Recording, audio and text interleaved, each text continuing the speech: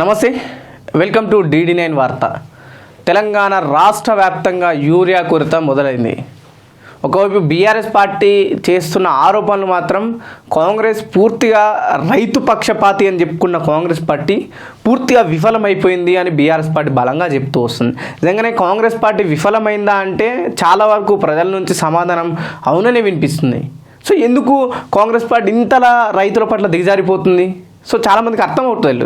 ఒకవైపు ఎలక్షన్ టైంలోనేమో రైతుల్ని రాజులు చేస్తాం, రైతే రాజు, రైతే ముఖ్యమంత్రి, రైతు ప్రభుత్వం ఇట్లాంటి మాటలు చెప్పి అధికారంలోకి వచ్చిన కాంగ్రెస్ పార్టీ వచ్చిన వెంటనే మేము అధికారంలోకి వచ్చిన వెంటనే 2 లక్షల లోపు ఉన్న వాళ్ళ ప్రతి ఒక్కరికి మేము రుణమాఫీ తీసుకొస్తాం. గతంలో బీఆర్ఎస్ ప్రభుత్వం అధికారంలో ఉన్నప్పుడు టీపీసీసీ అధ్యక్షుడు రేవంత్ రెడ్డి ఏదైతే అటు ప్రచారంలో పాల్గొన్నప్పుడు మీరు ఎవరైతే 2 లక్షలు తెచ్చుకోలేరు ఇప్పుడే 2 లక్షలు తీసుకోరని బ్యాంక్కి ఎంచి మేము వచ్చి రాగానే 2 లక్షలు పూర్తిగా మాఫీ చేస్తామని రేవంత్ రెడ్డి మాటలు నమ్మి చాలామంది రైతులు లోన్లు తెచ్చుకున్నారు. నిజంగా రే ప్రభుత్వం మనకు గత ప్రభుత్వం ₹1,00,000 లోను మనకు మాఫీ చేయలేదు, 9.5 ఏళ్ళు ఉన్నారు, మనకున్న ఉమ్మడి ఆంధ్రప్రదేశ్ ఉన్న తీసుకున్న లోన్లు కూడా మాఫీ కాలేవు. అరే రేవంత్ రెడ్డి వచ్చిండు, యువకుడు, ఉత్సాహవంతుడు, మంచి అగ్రెసివ్ ఉన్నది, మంచి ఊపుతో ఉన్నాడు, మనం రేవంత్ రెడ్డిని గెలిపించుకున్నాం, 2 లక్షలు తీసుకొచ్చుకుంటే అటు మాఫీ అయితే, లేకపోతే పాత వాళ్ళు ఇబ్బంది పడుతున్న వాళ్ళు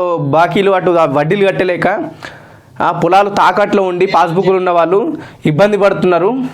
నిజంగా మనం రేవంత్ రెడ్డిని గెలిపించుకుంటే వాళ్ళకు పూర్తిగా మోక్షం, ఒక దేవుళ్ళ వచ్చిన మోక్షం కలుగుతుంది, ఫ్రీ అయిపోతారని ఒక నేపథ్యంతో 2 లక్షల రుణమాఫీ దగ్గర వాళ్ళు పూర్తి స్థాయిలో చాలామంది రైతులు నమ్మి రేవంత్ రెడ్డి కోటేసిళ్ళు.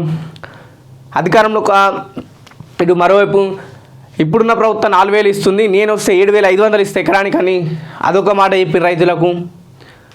సో ఇచ్చిన వాగ్దానాలు ఎక్కడ కూడా పూర్తి స్థాయిలో పూర్తి కాలేవు. సరే 2 లక్షల రుణమాఫీ గురించి పెద్ద ఎత్తున చర్చ జరిగింది, మేము 2 లక్షల రుణమాఫీ చేసినామని కాంగ్రెస్ పార్టీ చెప్తూ వస్తుంది. నిజంగా రైతుల దగ్గరికి వెళ్తే ఎక్కడ కూడా కాలేవు. మీరు ఒక్కసారి అగ్రికల్చర్ సెంటర్ల దగ్గరికి వెళ్ళండి, అక్కడ మండల రెవెన్యూ ఆఫీసులో ఉన్న అగ్రికల్చర్ ఆఫీస్లోకి వెళ్ళండి, మండలంలో ఉన్న జిల్లా రైతు కేంద్రాల దగ్గరికి వెళ్ళండి.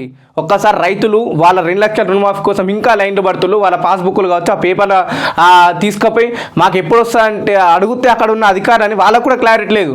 అమ్మ మేమేం చేయాలమ్మా, మీరు ఇచ్చిన మేము తీసుకుంటున్నాం, ప్రభుత్వం దగ్గర ఉంటుంది కదా, మీరు ఇచ్చింది మీరు అప్లికేషన్స్ ఇస్తున్నారు, మేము పెడుతున్నాం, మేము అప్లై చేస్తున్నాం, ప్రభుత్వం ఒకవైపు చేస్తున్నా అంటుంది. ఇక్కడ వీళ్ళేమో అధికారులు ఒకవైపు ఇబ్బంది పడుతున్నారు ప్రజలతోని, ప్రజలు ఇంకోవైపు ఇబ్బంది పడుతున్నారు. ఈ రైతు బంధు గురించి అయితే ఊసే లేదు. ఇక ఇప్పుడు 6,000 ఇస్తాం, ఖజానా లేదు, ఖజానా ఖాళీగా ఉంది, మేము సరిపెట్టలేకపోతున్నాం, మోసపోయినాం. గతంలో తెలీదా మీకు రైతుల విషయంలో ఏ విధంగా ఇబ్బందులు పడుతున్నారు? బట్టి విక్రమార్క కదా గతంలో బీఆర్ఎస్ అధికారంలో ఉన్నప్పుడు బడ్జెట్ ప్రవేశపెట్టినప్పుడు అటు అపోజిషన్లో ఉన్నది, చెప్పలేడా? సో ఇన్ని అంటే ఈ రైతు బంధు విషయంలో రైతులు మోసపోయిండ్లు, 7,500 ఇస్తానన్న దాంట్లో, రుణమాఫీ చేస్తా దాంట్లో మోసపోయిండ్లు. సో కొత్తగా సరే ప్రభుత్వం అప్పుల పాలైంది, రాష్ట్రం అప్పుల పాలైందని చెప్తూ వస్తుంది. సార్ ప్రజలు కొంతవరకు సరే రాష్ట్రంలో కొత్త అధికారం ఇప్పుడే వచ్చింది కదా, కాంగ్రెస్ పార్టీకి ఒక 2 సంవత్సరాలు లేదు ఇప్పుడు అయింది, కొంతవరకు ఇబ్బంది ఉందేమో, సరే అడ్జస్ట్ చేసి తీసుకొస్తారేమో ఒక నమ్మకం పెంచుకునే లోపే యూరియా కొరత తీసుకొచ్చింది. నిజంగా యూరియా కొరత తెలంగాణ రాష్ట్రంలో ఇంత మేరకు పెరిగిపోయిందంటే రాళ్ళు పట్టుకొని పిఎస్సిఏ సెంటర్ల పైన దాడులు చేసే దాకా యూరియా కొరత పెరిగిపోయింది. సో దీనికంతటి కారణం ఎవరు అంటే కాంగ్రెస్ పార్టీయా లేకుంటే కేంద్రంలో ఉన్న బీజేపీ పార్టీయా? ఎందుకంటే రెండు అధికారంలో ఉన్నాయి, 2 పార్టీలు చెప్తూ వస్తున్నాయి మాది రైతు ప్రభుత్వం, మా దాంట్లో రైతు గొప్ప చేస్తాం, రైతులకు అన్ని విధాల సౌకర్యాలు అందిస్తామన్న 2 పార్టీలు ఎక్కడ కూడా రైతులనే పట్టించుకుంటలేదు. మీరు అక్కడక్కడ వీడియోస్ చూడండి సోషల్ మీడియాలలో, రైతులు ఎగబడుతున్నారు. గతంలో కేసీఆర్ చెప్పినట్టు కాంగ్రెస్ పార్టీ వస్తే పోలీసులు బందోబస్తు పెట్టి మీకు యూరియా బస్తాలు పంచుతారని ఒక మాట అన్నారు గతంలో. నిజంగా తను అన్నది అది ఎంత పొలిటికల్గా అన్నాడో లేకపోతే తన ముందు చూపుతానన్నాడో తెలియదు, కానీ ఇప్పుడు అదే వాస్తవంగా అనిపిస్తుంది కొన్ని వీడియోలలో మనం చూస్తుంటే. అంటే ఇంత కాంగ్రెస్ పార్టీ రైతుల విషయంలో ఎందుకు ఇంత దిగజారిపోతుందో చాలామందికి అర్థమవుతలేదు. సో యూరియా విషయంలో కూడా ఇటు పెద్ద ఎత్తున రైతులు గందరగోళం నెలకొంటుంది. సరే అటు తుమ్మల నాగేశ్వరరావు గారు అగ్రికల్చర్ మినిస్టర్ రైతులకు సర్ది చెప్పాల్సింది పోయి బజార్లకు వచ్చిన వాళ్ళంతా రైతులే కాదు, ఇట్లా అధికారుల మీద తిరగబడ్డంత రైతులే గారు అటు తుమ్మల నాగేశ్వరరావు స్టేట్మెంట్ ఇస్తాడు. సో ఏంటి నిజంగా వీళ్ళకి రైతులపై చిత్తశుద్ధి ఉందంటే లేదు. ఒకవైపు పొన్నం ప్రభాకర్ చెప్తాడు బీఆర్ఎస్ఏ కృత్రిమ కొరత తీసుకొచ్చింది అంటారు. పొన్నం ప్రభాకర్ అన్న అంటే బీఆర్ఎస్ ప్రతిపక్షంలో ఉంది. బీఆర్ఎస్ ఆయుధం ఇచ్చింది మీరే. కొరత రైతుల దగ్గర నుంచి వ్యతిరేకత వచ్చింది మీ పార్టీ పైన. వాళ్ళు ఆల్టర్నేటివ్ ఇంకో పార్టీని చూస్తారు. ఎందుకంటే బీజేపీ ఎక్కడ కూడా ఫ్రేమ్లో లేదు. బీజేపీ పైన నమ్మకం కూడా లేదు రైతులకు.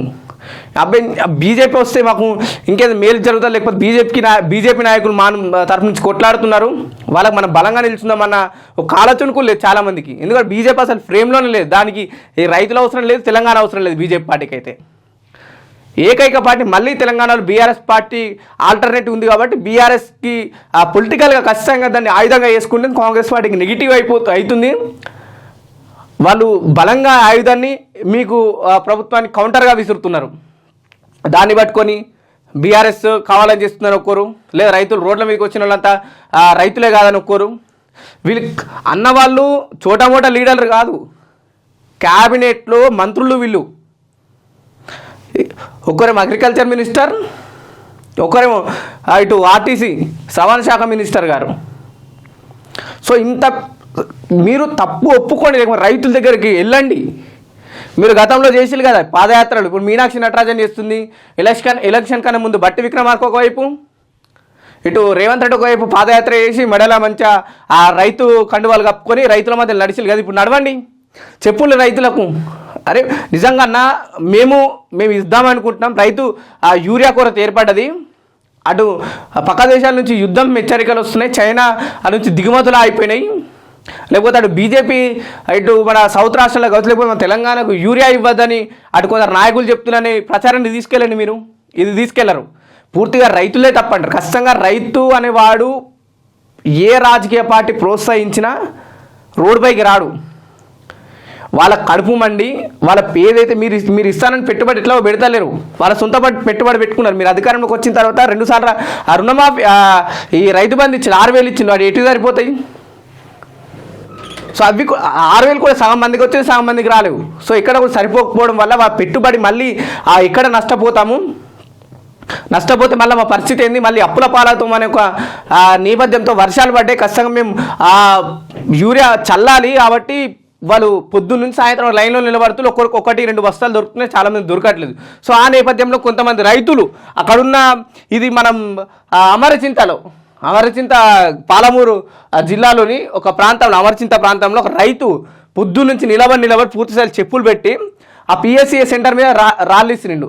అంటే తనకి ఇంత ఆవేదన, ఎంత కోపం ఉండాలి అంటే మీరు అంత అన్యాయం చేస్తున్నారు. ఒక్కోసారి చూడండి ఇది.